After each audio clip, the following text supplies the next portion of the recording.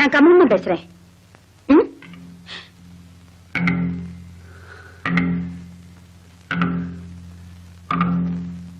ஆகட்டும், சரி ஆகட்டும், அப்படியே செய்றேன். சரி.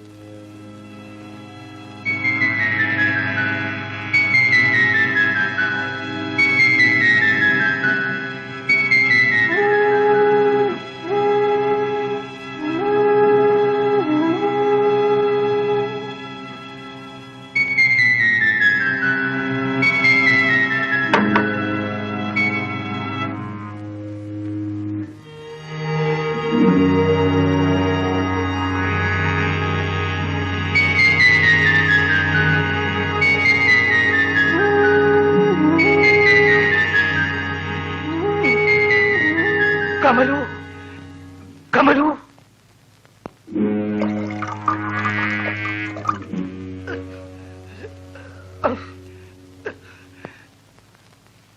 കമലു, കമലു, കമലു, കമലു, നെഞ്ചു വലിക്കുന്നപ്പ അമ്മ, അമ്മ, കമലു.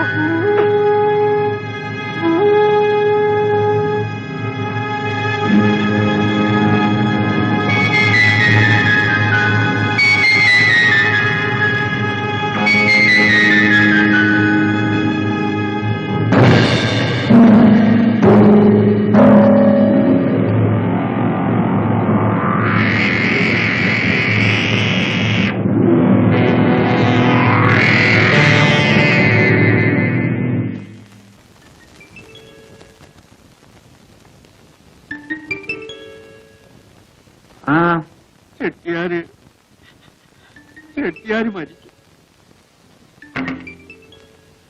ഓഹോ, ഒരസുഖം ഉണ്ടായിരുന്നില്ല, ഉറങ്ങാൻ വേണ്ടി കിടന്നതാ. അപ്പോ അമ്മ കൊണ്ടുവന്ന് ഒരു ഗ്ലാസ് പാല് കൊടുത്തു. ഉടനെ ക്ഷീണം വർദ്ധിക്കുന്നു എന്ന് പറഞ്ഞു. ഡോക്ടർക്ക് ആള് പോയി. ഡോക്ടർ വരുന്നതിന് മുമ്പ് ചെട്ടിയാര് മരിച്ചു. അപ്പയ്യ എന്തിനാ വിഷമിക്കുന്നത്? എല്ലാരും മരിക്കും. ചെട്ടിയാർ ഒരു വിഡിത്തം കാണിച്ചിട്ടാ മരിച്ചത്. നിങ്ങളെപ്പോലെ കരയാൻ കുറെ ആളുകളെ ഉണ്ടാക്കി വെച്ചു. ഞാൻ മരിച്ചാൽ ആരും കരയില്ല. കാര്യം എന്താണെന്നറിയോ? എനിക്ക് ബന്ധുക്കളില്ല.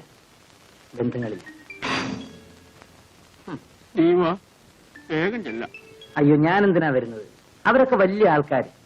അവിടെ എന്നെ പോലുള്ളവർക്ക് എന്താ കാര്യം? അതിനുള്ള നിലയും വില എനിക്കുണ്ടോ? അപ്പയ്യ പൊയ്ക്കോളൂ, പൊയ്ക്കോളൂ.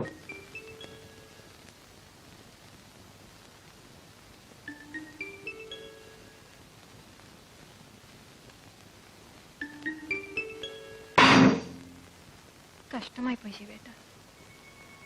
മദ്രാസിൽ നമുക്കുണ്ടായിരുന്ന ഏക ആശ്രയമായിരുന്നു അദ്ദേഹം. ആരെങ്കിലും ആശ്രയിച്ചാണോ നമ്മൾ ജീവിക്കുന്നത്? നമുക്ക് ജീവിക്കണം. അയാൾ അല്ലെങ്കിൽ മറ്റൊരാൾ. ശിവേട്ടൻ തീരെ മനുഷ്യത്വം ഇല്ലാതെയാണ് സംസാരിക്കുന്നത്. ജീവിക്കണമെങ്കിൽ അതില്ലാതിരിക്കുക നല്ലത്. ഇവിടെ ആർക്കാ മനസാക്ഷിയുള്ളത്?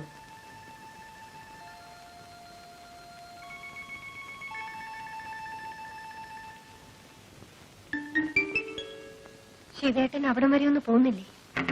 പോകണം, പോകും. സോഫി,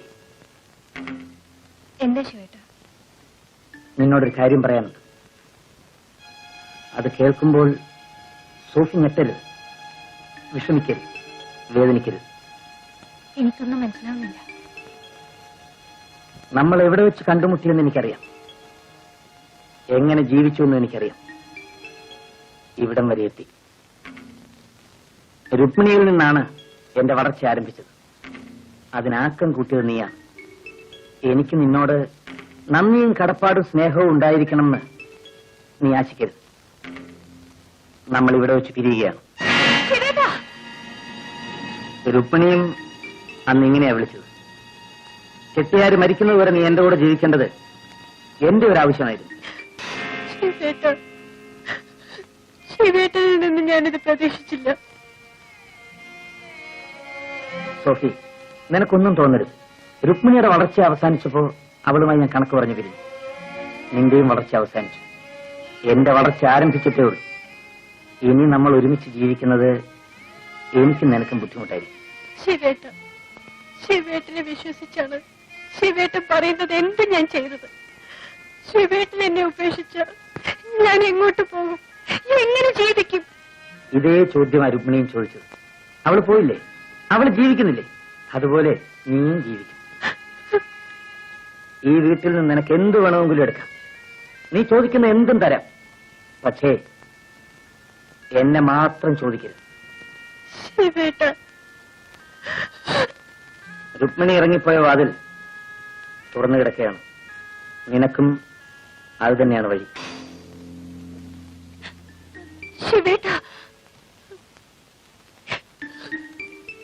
യാത്ര പറയാൻ ഇനി എന്നെ കാണണമെന്നില്ല.